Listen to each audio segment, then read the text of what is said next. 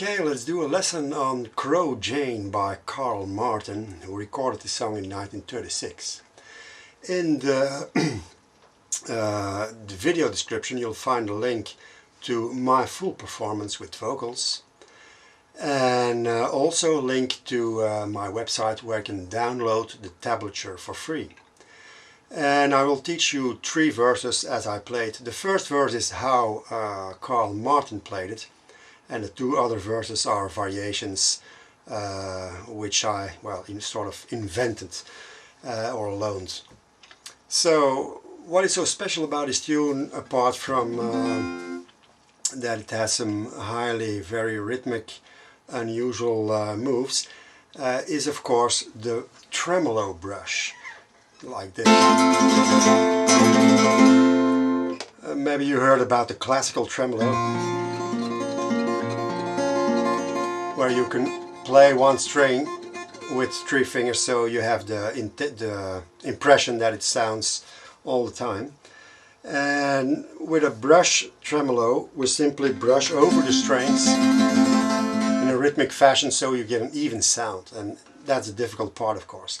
I use my middle finger because I think it's, first of all, it's your longest finger, so it reaches the guitar easily, and your hand is not out of position, so eventually you can play also bass notes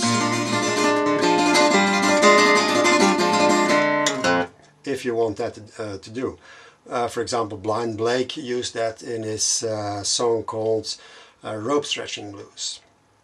Now it's in the key of E, and I use a cape on the 1st fret that helps you with some of the stretches, and let's do it. So first of all, E with a capo, so that is F. So I'm going to play the first 4 bars slowly.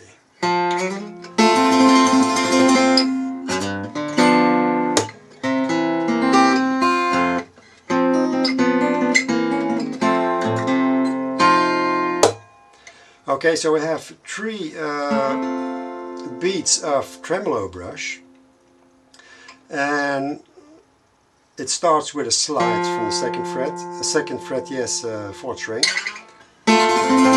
and I start the tremolo brush with a pinch that helps to get it, well, to get it under the way. Remember to relax your hands, and you see my index moving, but that's just because he's not doing anything, he's just there for the ride, and because the other finger moves, this one moves too. So another hint for practicing the brush tremolo is, well, while you're riding a car, just practice on your lap or whatever, so you build up strength and the habit of doing it regularly.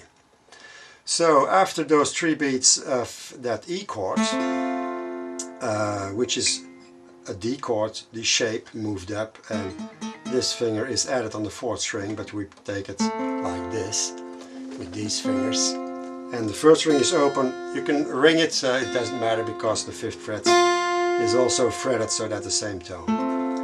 Then we go to an F-sharp 7 chord,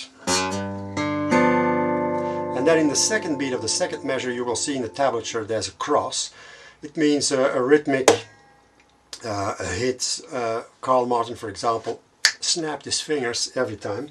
He did really good. You can do whatever you want, knock on the strings, knock on the fretboard or the body of the guitar. And after that we have a B7. Notice how I pick it with the right hand, temp, temp, temp, index and middle. And then we have a rather unusual turnaround. It uses a D7 shape to move up to the 4th fret, and at the 4th string, 2nd fret, the index finger is added, but we don't play the 1st string. So it's, and then we're moving those fingers back, so we have a diminished chord, and then you move the whole thing 1 fret back to get a diminished flat E chord, and then back to the E chord, Now there's a lot of bass playing going at the 4th fret 6th string, and I try as much to hold that E chord because then you can sustain what you played before. In this case it's this note, the first one of the 4th measure and the 3rd one that are still ringing when I play.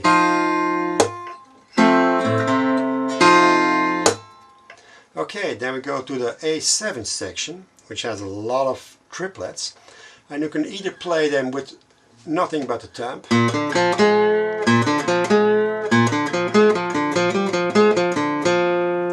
or what I prefer to alternate,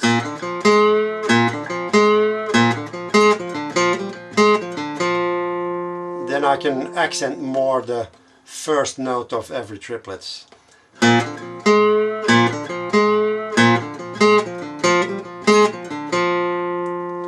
And I also use my pinky to do that bend at the 5th fret 4th string. It's doable with your ring finger,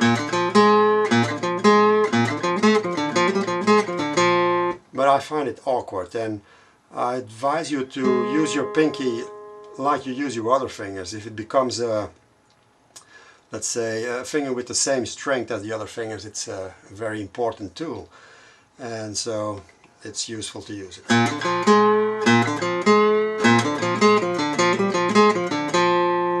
Takes a while to get this right, so you have to practice it. Then we're going to the E7.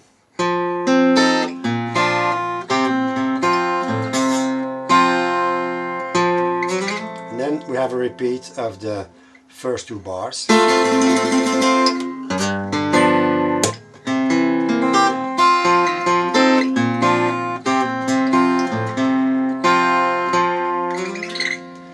Okay, I think with the tablature at hand that will be pretty clear. I'll play it one more time, and I'll add a vocal so you can hear where the words fit.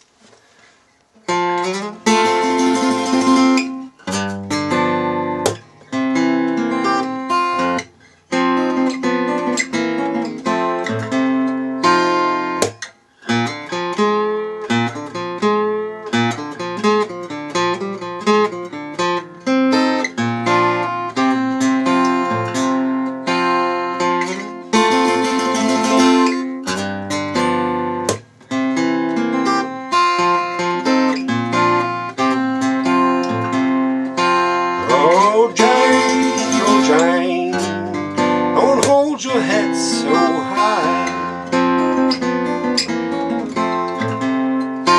Crow Jane,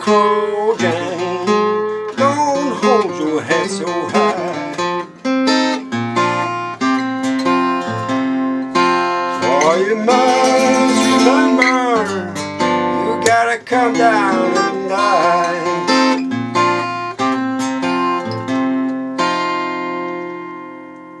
Okay, that's it for the first verse, and in the next lesson we'll treat the other 2 verses.